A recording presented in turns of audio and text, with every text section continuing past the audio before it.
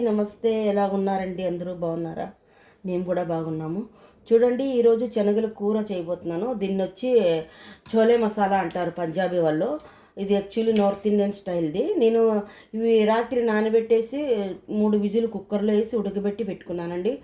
Just ఉప్పు మాత్రం వేసాను, వేరే ఏం వేయలేదండి.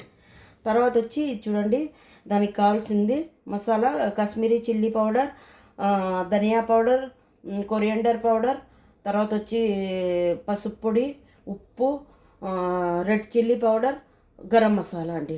తర్వాత టమాటో ప్యూరీ అండి, ఒక కప్పు పెద్ద టమాటా లేదా ప్యూరీ చేసి పెట్టుకున్నాను. అలాగే ఇది ఉల్లిపాయలు, పచ్చిమిరపకాయలు, కసూరి మేతి, కరివేపాకండి. దానికి కావాల్సింది గార్లిక్ జింజర్ పేస్ట్ అండి. ఇవన్నీ కలిపి నేను కూర చేసి చూపిస్తానండి. ఓకే అండి. చూద్దామండి ఎంతవరకు వచ్చిందో. అది బాగా ఉడికిందండి. మధ్యలో నేను కోకోనట్ మిల్క్ పౌడర్ వేసుకున్నానండి. కొంచెము నీళ్ళలో కలిపి కొంచెము దీంట్లో వేసుకున్నానండి కోకోనట్ మిల్క్. సరేనండి, ఇది కేఎల్ఎఫ్ది కోకోనట్ మిల్క్. దాని తర్వాత ఇప్పుడు చూడండి, బాగా దగ్గరికి వచ్చిందండి బాగా. దీంట్లోకి మనం కసూరి మేతి అలాగే కరివేపాకు వేసుకున్నామండి.